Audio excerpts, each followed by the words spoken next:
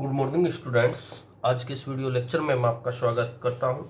जैसे कि आप लोग पहले ही जानते हैं कि आपका मैक्सिमा मिनिमा चल रहा है। मैक्सिमा मिनिमा के वे क्वेश्चन मैंने आपके सोल्व किए थे जो क्वेश्चन आपको पहले से ही फंक्शन के रूप में दिए जाते हैं, यानी कि क्वेश्चन आपको इस प्रकार दिए जाते हैं जिन क्वेश्चनों में फंक्शन नहीं बनाना पड़ता। आज मैं उन क्वेश्चनों को आपके लिए लेकर के आया हूं जिन क्वेश्चनों में आपको पहले से ही फंक्शन नहीं दिया जाता है बल्कि वर्ड प्रॉब्लम वाले क्वेश्चन होते हैं और फंक्शन बनाना पड़ता है। जैसे कि आपकी एक्सरसाइज का क्वेश्चन नंबर 13 है। क्वेश्चन में लिखा हुआ है find two numbers whose sum is 24 and whose product is as large as possible.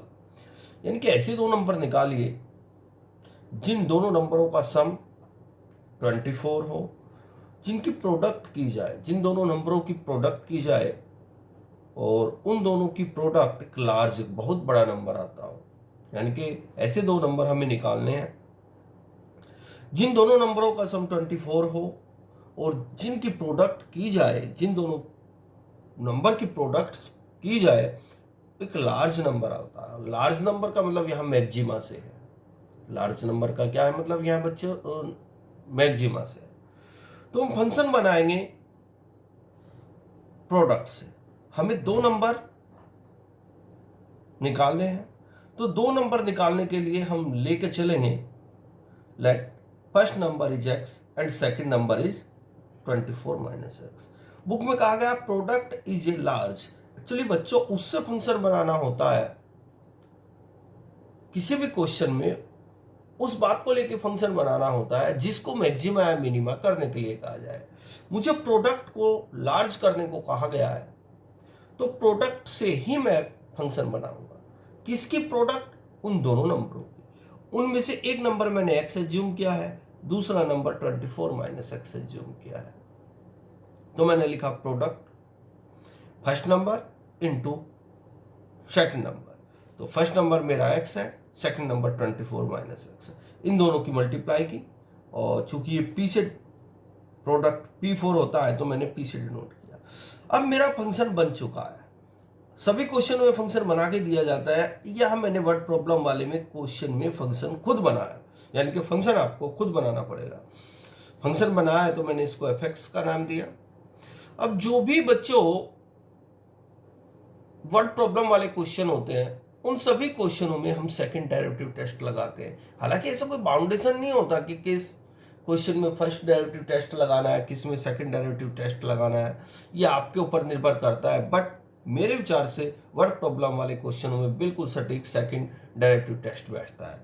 तो मैंने सेकंड डेरिवेटिव टेस्ट आपको लिख करके सेंड किया है। कैसे हम उसका यूज करते हैं आगे देखते हैं।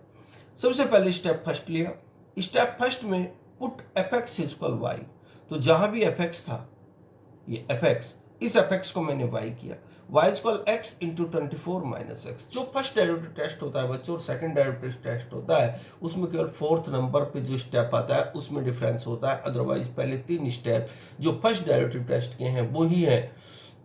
आगे स्टेप फर्स्ट में मैंने y equal fx equal y माना, तो यहाँ पे x की सीट पे मेरा y आया।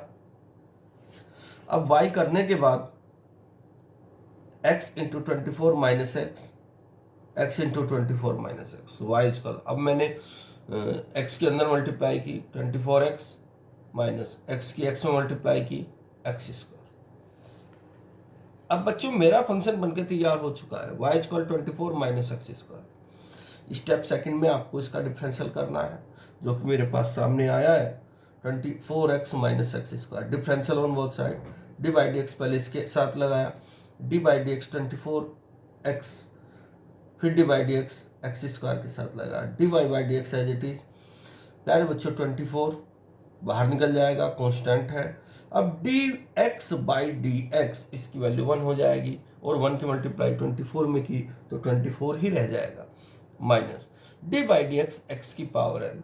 D by d x x की पावर एन का फार्मूला होता है एन एक्स की पावर एन माइनस 1, यानी कि d by d x x की पावर एन का इसमें फार्मूला यूज हो जाएगा और x की पावर n का फार्मूला होता है एन एक्स की पावर n माइनस 1। यानी कि जब मैं इसमें एन एक्स की पावर n माइनस 1 फार्मूला लगाऊंगा तो इसका बन जाएगा 2x। अब स्टेप सेकंड में आपने देखा है, फर्स्ट टेस्ट में भी डिफरेंशियल किया करते थे। अगर मैं स्टेप थर्ड की बात करूं, स्टेप थर्ड में हम d y by d x को जीरो के बराबर रखते थे।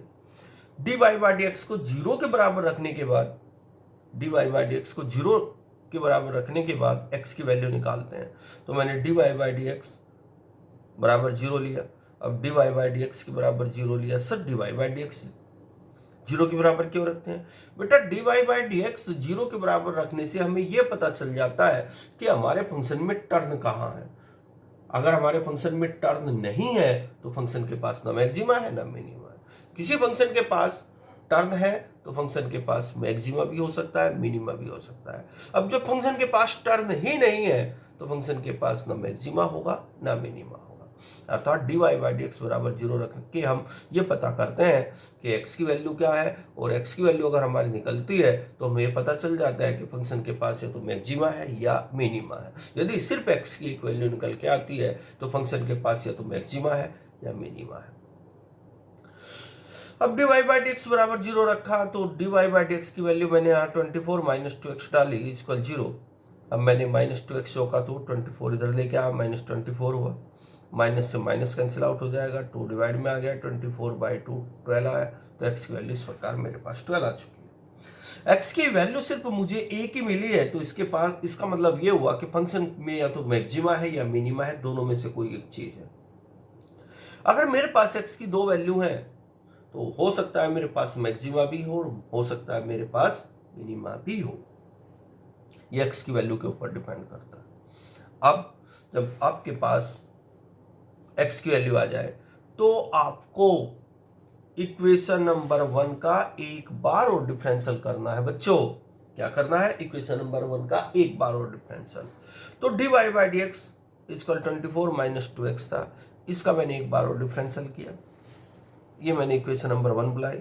इक्वेशन नंबर 1 बुलाने के बाद मैंने इसका डिफरेंशियल करना चालू किया। D y d x d y by d x के साथ डी वाई डी एक्स जब 24 का करेंगे जीरो हो जाएगा क्योंकि कॉन्स्टेंट है। एक्स की वैल्यू 1 हो जाएगी, -2 एज इट इज। अब d y d x into d y by d x होता है d two y by d x square, या 0 - 2 अर्थात -2। ये सेकेंड डेरिवेटिव टेस्ट आ चुका है। अब सेकेंड डेरिवेटिव टेस्ट की कहानी क्या है कि सेकेंड डेरिवेटिव टेस्ट जो मेरे पास निकल करके आता है बच्चों, उस सेकेंड डेरिवेटिव टेस्ट में हम x की वैल्यू डालते हैं। सर x की वैल्यू कहां से आती है? जो x की वैल्यू अभी अभी निकाली है। अभी अभी मैंने x की वैल्यू 12 निकाली, वो वैल्यू सेकेंड डेरिवेटिव टेस्ट में डालनी है। सेकेंड डेरिवेटिव टेस्ट की वैल्यू थी d2y by d x square equal -2। x की वैल्यू रखनी है बट इधर x नहीं है। अगर यहाँ x होता तो मैं x की वैल्यू डालता, लेकिन यहाँ x नहीं है तो मेरा आंसर ये -2 ही रह जाएगा। अगर सेकंड डेरिवेटिव टेस्ट करने के बाद आपका आंसर माइनस में आता है तो इसका मतलब फंक्शन के पास मैक्सिमा वैल्यू है। यदि सेकंड डेरिवेटिव टेस्ट करने के बाद आपका आंसर, सेकंड डेरिवेटिव टेस्ट करने के बाद और x की वैल्यू रखने के बाद सेकंड डेरिवेटिव टेस्ट में अगर आपका आंसर प्लस में आता है तो फंक्शन के पास मिनिमा वैल्यू है। अब सेकंड डेरिवेटिव टेस्ट रखने के बाद आंसर नेगेटिव आया था, x की वैल्यू 12 मैंने डाली, यहाँ रखी नहीं जा सकती तो यही मेरा आंसर रहा। माइनस में आंसर आया है, माइनस में आंसर आने का मतलब कि d2y by d x square less than 0 है। भाई सभी नेगेटिव नंबर लेस देन 0 होते हैं।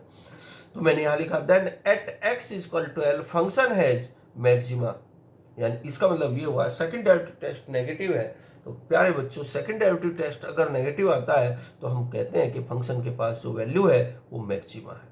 अर्थात जो मैंने फंक्शन बनाया था f(x) equal x into 24 minus x, अगर मैं उस फंक्शन का ग्राफ बनाऊं तो फंक्शन का जो ग्राफ है प्यारे बच्चों, अगर f(x) equal x into 24 minus x की बात करूं तो ये पैराबोला बनता है। और पैराबोला भी आपका डाउनवर्ड पैराबोला बनता है, और डाउनवर्ड पैराबोला में जो वैल्यू होती है वो मैक्सिमा होती है, मिनिमा नहीं होती। सर आपको कैसे पता चलेगा कि इसका पैराबोला ग्राफ बनता है? एक्चुअली जब x की हाईएस्ट पावर 2 आए और y की पावर 1 रहे तो मैक्सिमा बनता है, वो सॉरी पैराबोला बनता है बच्चों। क्या बनता है? पैराबोला। अब बात करते हैं फर्स्ट नंबर की। जो आपने x की वैल्यू निकाली वही तो फर्स्ट नंबर था, तो फर्स्ट नंबर 12। अब सेकंड नंबर क्या था, 24 माइनस एक्स। अब वो एक्स की वैल्यू यहाँ रखी एक्स के स्थान पे, जो अभी अभी निकाली एक्स की वैल्यू 12 आई थी, 12 यहाँ रखी, 24 माइनस 12, तो 12 अर्थात पहला नंबर भी 12 है और दूसरा नंबर भी 12 है। अरे बच्चों, इन वर्ड प्रॉब्लम वाले क्वेश्चन में थोड़ी सी प्रॉब्लम ये आती है कि आपको इन क्वेश्चनों की जो एक तरह से फंक्शन है वो खुद बनाना पड़ता है, बच्चा थोड़ा सा यहीं परेशान हो जाता है। आइए आगे एक क्वेश्चन के बारे में और बात करते हैं जो वर्ड प्रॉब्लम वाला क्वेश्चन है। क्वेश्चन में लिखा हुआ है so that of all rectangle in inscribed in a given fixed circle, यानी कि हमें in a fixed circle then square has the maximum area. हमें ये प्रूफ करना है कि सभी जो रेक्टेंगल है, अगर सर्कल के अंदर कोई भी रेक्टेंगल अगर सर्कल के अंदर बना हुआ है, अगर उसका एरिया निकाला जाए तो वो रेक्टेंगल नहीं, वो स्क्वायर होता है। यानी कि लेके हम शुरू में चलेंगे रेक्टेंगल, और रेक्टेंगल की एक तरह से एडजस्ट साइड अगर मैं एक दूसरे के बराबर प्रूफ कर दूं तो वो रेक्टेंगल स्क्वायर बन जाएगा। तो मुझे प्रूफ करना है, अगर हम सर्कल लें और सर्कल के अंदर कोई सबसे बड़ा रेक्टेंगल बनाए जिसका एरिया मैक्सिमम हो, सबसे बड़ा हो सिर्फ वो सर्कल के अंदर, तो रेक्टेंगल नहीं, वो स्क्वायर भी होता है, क्योंकि सभी स्क्वायर बच्चों रेक्टेंगल भी होते हैं। आइए बात करते हैं। सबसे पहले मैंने लिखा हमें क्या गिवन है, एक सर्कल, तो मैंने एक सर्कल बनाया। सर्कल के अंदर मैंने एक रेक्टेंगल बनाया। रेक्टेंगल मान के चला मैंने ए बी सी डी एक रेक्टेंगल के रूप में बनाया। और इसमें मैंने लिखा let the radius is a unit. मान के चलो यहाँ सर्कल का पॉइंट सेंटर है और ये सर्कल की रेडियस है, इसको मैंने ए एज्यूम कर लिया।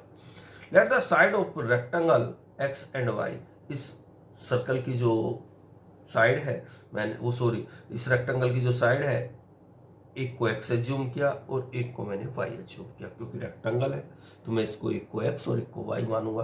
बाद में प्रूफ करूंगा कि एक्स और वाई एक दूसरे के बराबर थी। अगर ये एक्स वाई एक दूसरे के बराबर आई हैं तो मैं कह दूंगा ये जो था ये स्क्वायर है।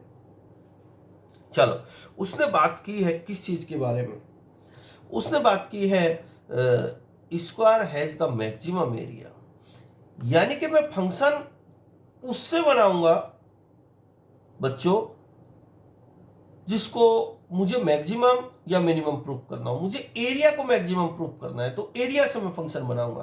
तो एरिया का फार्मूला क्या होता है रेक्टेंगल के लिए, एल इंटू पी। एल मेरा एक्स है, बी में इंटू वाई है, इक्वेशन नंबर 1।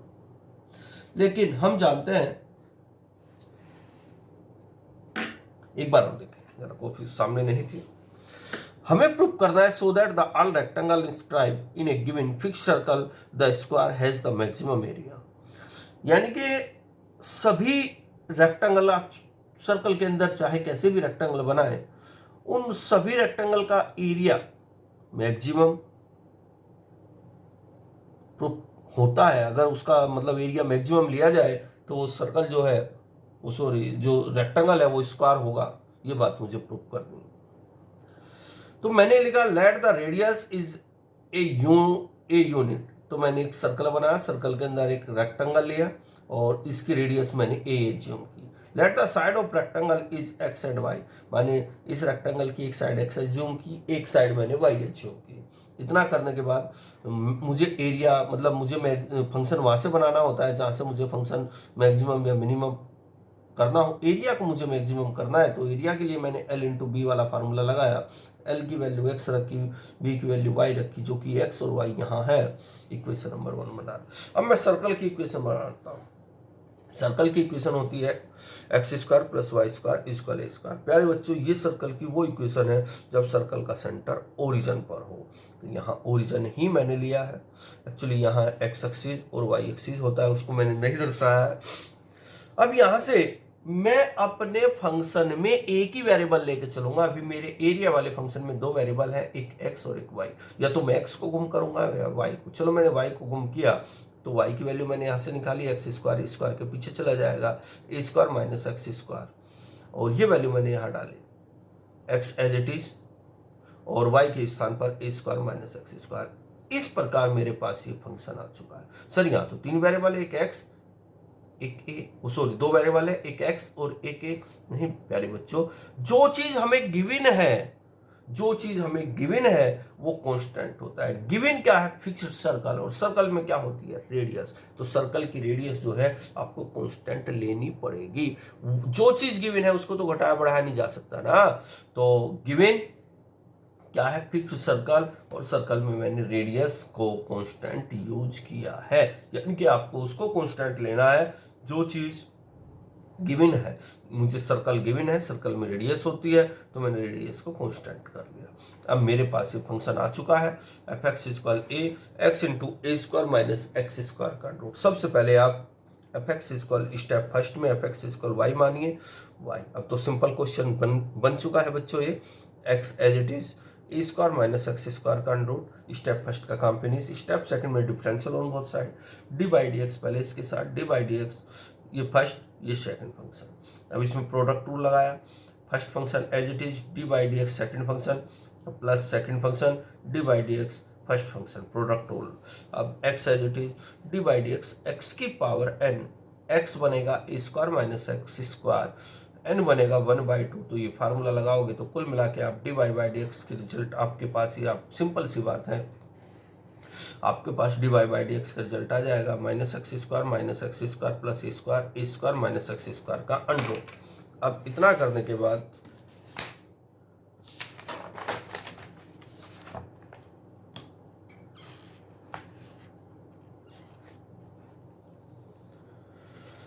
मेरे पास फंक्शन का जो डेरिवेटिव निकल के आया हुआ है a square minus 2x square upon a square minus x square का root, equation number 1। Step third में आप हर बार की तरह करते हैं कि d y by d x को 0 के बराबर रखते हैं। तो इस सारे को मैंने 0 के बराबर रखा, इसके नीचे 1 एज्यूम किया, इसकी इधर मल्टीप्लाई, इसकी इधर मल्टीप्लाई। तो a square minus 2x square equal 0, minus 2x square as it is रखा, ए स्क्वायर को उधर लेके गया माइनस हुआ, माइनस से माइनस 2 डिवाइड में x square equal a square by 2, x बराबर प्लस माइनस ए बाई √2 आ जाएगा। अब ये x जो था ये रेक्टेंगल की साइड थी, साइड कभी नेगेटिव नहीं होती, तो मैं माइनस का साइन यहीं छोड़ दूंगा, तो x की value a by √2। Step fourth में आपको सेकंड डेरिवेटिव टेस्ट निकालना है। ये मेरा फर्स्ट डेरिवेटिव टेस्ट था, तो मैंने इसका एक बार और डिफरेंशियल किया तो मुझे ये वैल्यू मिली। अब अगर इस वैल्यू में मैं x की वैल्यू डालूंगा, x की वैल्यू यानी कि यहाँ यहाँ यहाँ यहाँ और यहाँ, तो आपको सेकंड डेरिवेटिव टेस्ट की वैल्यू जो मिलेगी एक नेगेटिव वैल्यू मिलेगी। मैंने शॉर्ट में लिख दिया है बस डायरेक्ट। सेकंड डेरिवेटिव टेस्ट की वैल्यू आई है माइनस x की वैल्यू a बाई √2 लेने पर। अब सेकंड डेरिवेटिव टेस्ट की वैल्यू नेगेटिव अगर आती है तो हम कहते हैं फंक्शन की जो फंक्शन के पास जो वैल्यू है, यानी कि जो मेरा फंक्शन है वो मैक्सिमम वैल्यू रखता है।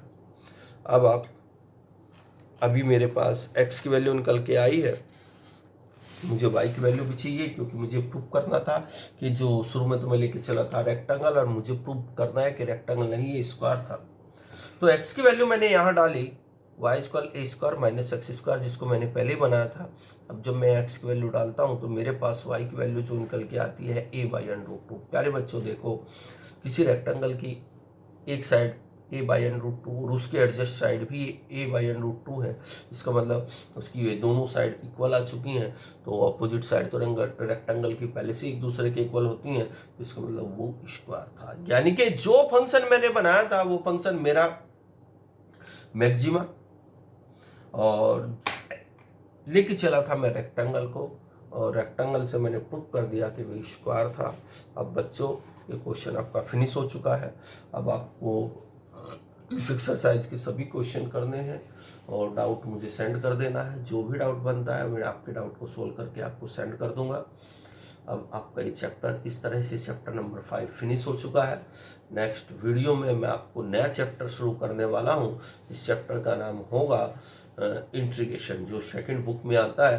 तो पहले उस चैप्टर को आपको समझाऊंगा, थोड़ी समझाऊंगा इंटीग्रेशन आखिर होता क्या है, उसके बाद आपके चैप्टर की शुरुआत करने वाला हूँ। Okay students, bye.